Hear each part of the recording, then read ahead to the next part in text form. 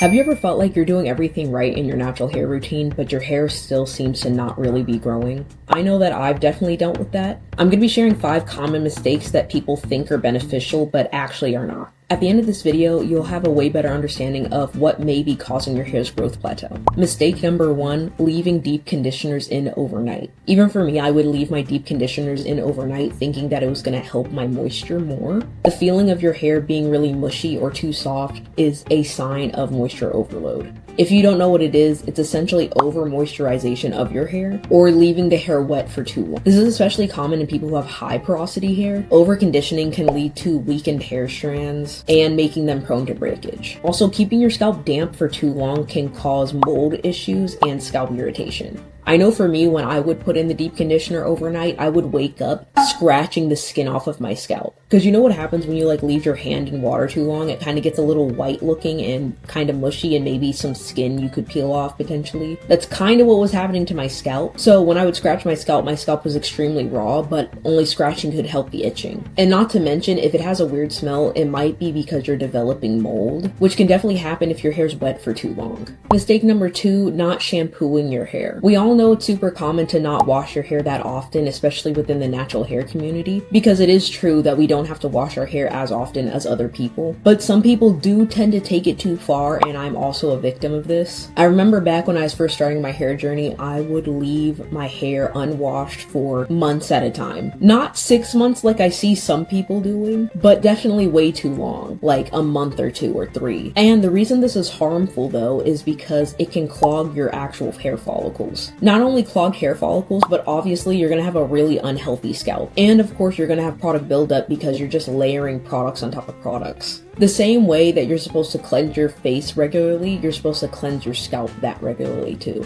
For most people, washing between 1 to 2 weeks is ideal. I know people who have high porosity hair, high density, and very thick strands, they can get away with washing their hair less frequently because there's not that much product buildup and because their hair soaks up moisture pretty well. Although people with low porosity hair should definitely be washing their hair a little bit more frequently than people with high porosity. And of course, if you have a protective style that you're keeping in for 4 to 8 weeks, the washing frequency is completely different. I would say washing specifically your scalp every 2 to 4 weeks in a protective style makes sense, but anything less than every 4 weeks is probably time to take out the protective style or time to wash your scalp. Mistake number 3, overusing heavy oils. All of us were pushed the coconut oil and raw shea butter in the beginning of our natural hair journey. And I'm not saying heavy oils like coconut oil and shea butter are harmful at all. They're actually quite beneficial. But just like anything else, you have to use it the right way for it to actually have the benefits. These heavy oils can be kind of counterproductive for people with low porosity hair. Because a low porosity cuticle is very closed, adding these heavy oils and butters on top of low porosity hair can make it even less open to moisture, which causes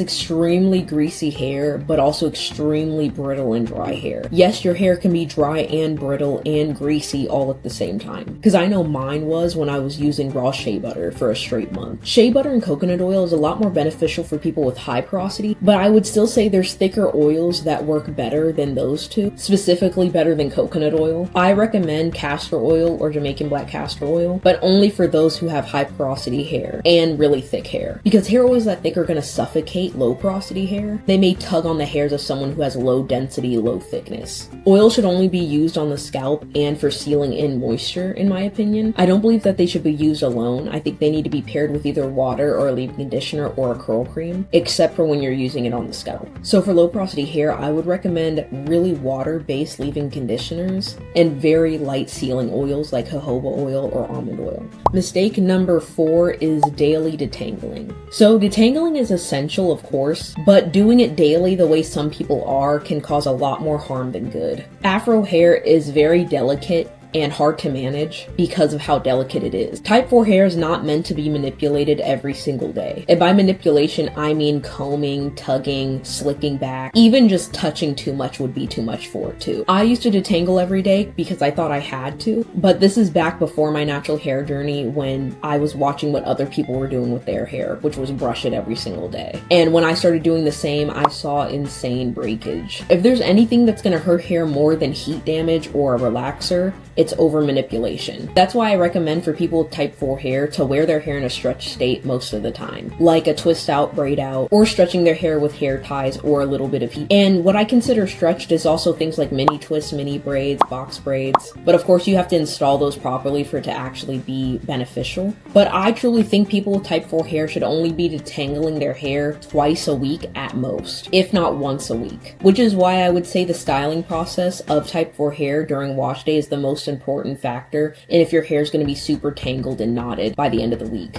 Mistake number 5, excessive protein treatments. Protein treatments are beneficial, especially for people with damaged hair, like with bleach, dye, hair straightening, anything like that, but overusing them can cause really hard and tough hair. I once used a protein treatment every 6 weeks without really having any problems like damage, because I thought that's what I had to do. Because the bottle said use every 6 to 8 weeks, so I did it at every 6 weeks. And my hair was stiff as hell. It was so bad. I actually don't recommend anybody with low porosity hair doing a protein treatment more than every 8 to 10 weeks, unless your hair is severely damaged. What my low porosity hair actually needed at the time was moisture treatments. But now that my hair is high porosity because I've bleached and dyed it, my hair really does like protein. My hair still can't take protein treatments that frequently, but it can take them a lot more frequently than my low porosity hair. But really what everyone needs to remember is that they just need a balance based on their hair. Don't do too much moisture,